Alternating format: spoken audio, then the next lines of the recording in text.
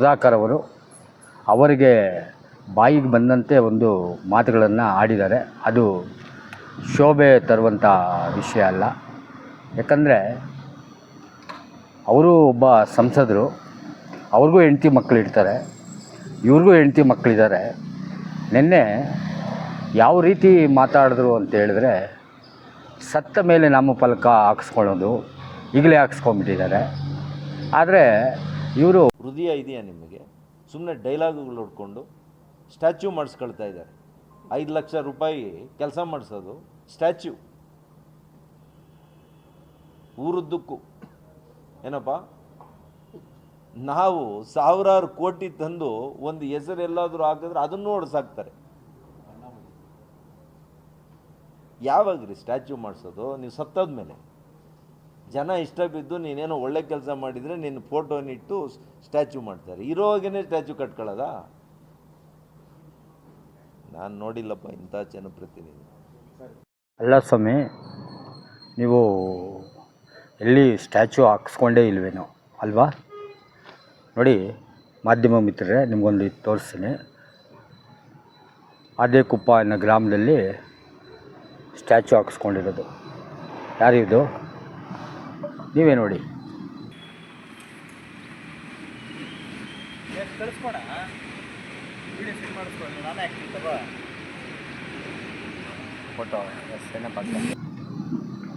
ಇದನ್ನೇನಂತಾರೆ ಜನಪ್ರತಿನಿಧಿಗಳು ಇದನ್ನು ನೋಡಬೇಕು. ಹಾಗೆ ಚಿಕ್ಕಬಳ್ಳಾಪುರದ ಜನತೆಯೂ ನೋಡಬೇಕು. ಮನುಷ್ಯನ ಬದುಕಿದ್ದಂಗೆ ಸಾವಿನ ಬಗ್ಗೆ ಮಾತಾಡೋದಲ್ಲ. ಯಾಕಂದರೆ ಅವರಿದ್ದರೆ ಇವರಿಗೆ ಗೆಲ್ಲಕ್ಕಾಗಲ್ಲ ಅನ್ನೋದು ಎಲ್ರಿಗೂ ಅವ್ರಿಗೆ ಗೊತ್ತಾಗೋಗ್ಬಿಟ್ಟೈತೆ. ಹಾಗಾಗಿ ದಯವಿಟ್ಟು ಸುಧಾಕರ್ ಅವರೇ ತಮ್ಮ ಮಾತಲ್ಲಿ ಹಿಡಿತಾ ಇರಬೇಕು. ಫಸ್ಟು ಅದನ್ನು ನೀವು ಅರ್ಥ ಮಾಡ್ಕೊಬೇಕಷ್ಟೆ. ಹಕ್ಕುಪತ್ರಗಳನ್ನು ಕೊಟ್ಟರು, ಏನು ಬೋಗಸ್ ಒಂದು ಹಕ್ಕುಪತ್ರಗಳನ್ನು ಕೊಟ್ಟರು. ಸುಮಾರು ಒಂದು 30,000 ಹಕ್ಕುಪತ್ರಗಳನ್ನು ಕೊಟ್ಟರು. ಆ ಹಕ್ಕುಪತ್ರಗಳಲ್ಲೆಲ್ಲ ತಮ್ಮ ಹೆಸರುಗಳನ್ನು ಹಾಕ್ಸ್ಕೊಂಡು ಫೋಟೋ ಹಾಕ್ಸ್ಕೊಂಡಿದ್ರು. ಆದರೆ ಅದ್ಯಾವ ರೀತಿ ತಾವೇ ಅರ್ಥೈಸ್ಕೊಳ್ಬೇಕು. ಶ್ರೀಕೃಷ್ಣ ಒಂದು ಮಾತು ಹೇಳ್ತಾರೆ, ಮನುಷ್ಯನಿಗೆ ಮದವೇರಿದಾಗ ಮಶಾಣ ಸುತ್ತಿ ಬರಬೇಕು ಅಂತ. ಯಾಕೆ ಅಂತ ಹೇಳಿದ್ರೆ, ನಾನು ನನ್ನಿಂದಲೇ ನಾನೇ ಅನ್ನೋರು ಎಷ್ಟೋ ಜನ ಮಣ್ಣಲ್ಲಿ. ಆಗಲೂ ಪ್ರದೀಪ್ ಈಶ್ವರ ಅವರಾದರೂ ಒಂದು ಸೋಷಿಯಲ್ ಮೀಡಿಯಾದಲ್ಲಿ, ಹಾಗೆ ಒಂದು ಪತ್ರಿಕಾ ಮಾಧ್ಯಮದ ಒಂದು ಇದರಲ್ಲಿ ಅವರು ತನ್ನ ಚಿಕ್ಕ ವಯಸ್ಸಿನಿಂದಲೇ ತೊಡ್ಕೊಂಡು ಉಪನ್ಯಾಸಕರಾಗಿ ತಮ್ಮ ಹೆಸರನ್ನು ಮಾಡಿದಂಥವರು. ನೀವು 15 ವರ್ಷದಿಂದ 10 ವರ್ಷದ ಹಿಂದೆಯೇ ನೀವು ಒಂದು ಕಾಂಗ್ರೆಸ್ಸಲ್ಲಿ ಬಿ ಫಾರಮ್ ತೊಗೊಳಕ್ಕಾಗಲಿಲ್ಲ ನಿಮ್ಮ ತಂದೆಯವ್ರಿಗೆ ಕಾಂಗ್ರೆಸ್ಸಲ್ಲಿ. ಆಗಲೂ ಸಹ ನಾವುಗಳೆಲ್ಲ ಕಾಂಗ್ರೆಸ್ ಪಕ್ಷದಲ್ಲಿದ್ದವರೆ. ನಿಮಗೆ ಕಾಂಗ್ರೆಸ್ ಪಕ್ಷದಲ್ಲಿ ಬಿ ಫಾರಮ್ ಸಿಕ್ತು. ಬಿ ಫಾರಮ್ ಸಿಕ್ಕಿದಾಗ ಆಂಜಿನಪ್ಪನವ್ರು ಏನಾದರೂ ಅವ್ರ ಹೆಂಡತಿನ ಇಂಡಿಪೆಂಡೆಂಟಾಗಿ ಹಾಕಿದ್ದಿದ್ರೆ ನೀವಿಲ್ಲ, ಅವರು ಯಾಮಾರಿದ್ರಷ್ಟೇ. ತದನಂತರ ನೀವು ಏನು ಕಾಂಗ್ರೆಸ್ ಪಕ್ಷದಲ್ಲಿದ್ದಿರಿ, ಎಲ್ಲ ಮುಖಂಡರು ನಿಮ್ಮ ಜೊತೆಯಲ್ಲಿ ಬಂದರು.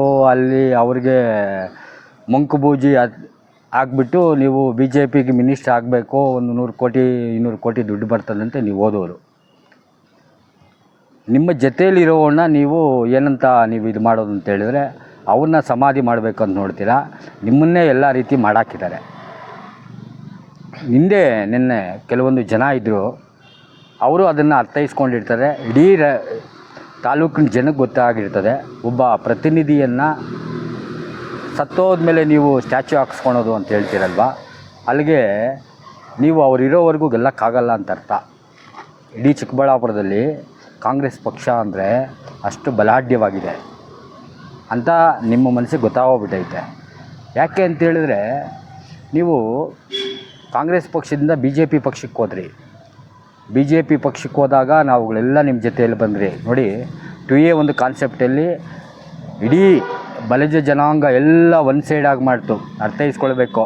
ನಿನ್ನೆ ಎಲ್ಲ ನಿನ್ನ ಹಿಂದೆ ಇದ್ದವರು ಏನು ತೆಲುಗುನಲ್ಲೇ ಹೇಳ್ತಾರೆ ಈರ್ಗಾಳು ಅಂತ, ಆ ರೀತಿಯಾಗಿದ್ದರು. ಅವರು ಮನೆಗಳಲ್ಲಿ ಇರ್ತಾರೆ. ಯಾಕಂದರೆ ಅವ್ರಿಗೆ ಒಬ್ಬ ಮಾನ್ಯ ಶಾಸಕರಿಗೆ ಅಂದಿದ್ದಾರೆ ಅಂದರೆ ಅವ್ರಿಗೂ ಅಂದಂಗೆ ಆ ಒಂದು ಅರ್ಥ. ಯಾಕಂದರೆ ಜನ ಎಲ್ಲ ನೋಡ್ತಾ ಇರ್ತಾರೆ, ಒಬ್ಬ ಶಾಸಕರು ಅಂದಿದ್ದಾರೆ ಅಂದರೆ ಇಡೀ ಚಿಕ್ಕಬಳ್ಳಾಪುರದ ಜನತೆಯೇ ಅಂದಂಗೆ. ಹಾಗಾಗಿ ತಾವು ಮಾತಾಡಬೇಕಾದ್ರೆ, ಯಾಕಂದರೆ ರೇಚಕ ಪೂರಕ ಅಂತೀವಿ. ಮಾತು ಒಳಗಡೆಯಿಂದ ಆಚೆ ಬರಬೇಕಾದ್ರೆ ಘನಾತ್ಮಕವಾಗಿ ಮಾತಾಡಬೇಕು, ಋಣಾತ್ಮಕವಾಗೆಲ್ಲ. ಘನಾತ್ಮಕವಾಗಿ ಮಾತಾಡಿದ್ರೆ ವಿಶಾಲವಾಗಿರ್ತದೆ, ಅದಕ್ಕೆ ಅರ್ಥ ಇರ್ತದೆ. ತಾವು ಇಷ್ಟ ಬಂದಂಗೆಲ್ಲ ಮಾತಾಡಿ ಕಾಂಟ್ರವರ್ಸಿ ಆಗಬೇಡಿ.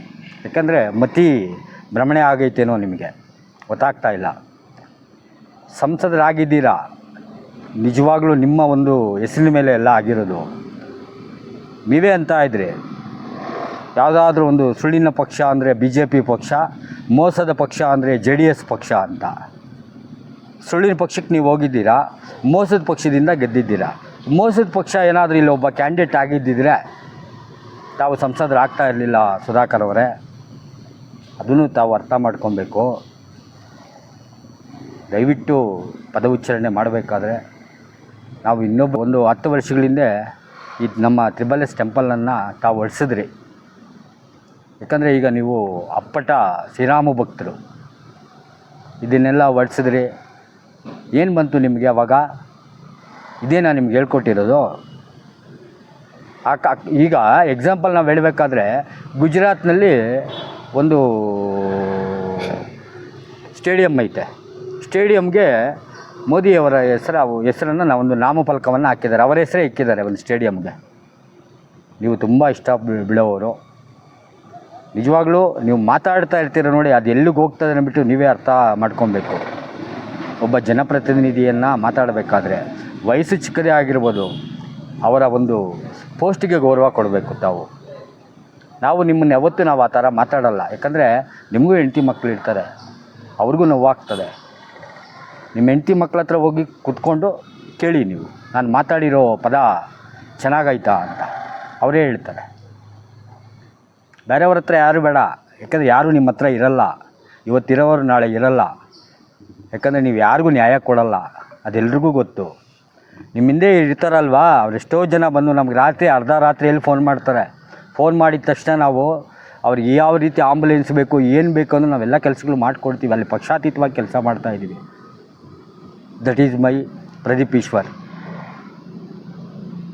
ಜನಪ್ರತಿನಿಧಿ ಅಂದರೆ ಆ ರೀತಿಯಾಗಿರಬೇಕು.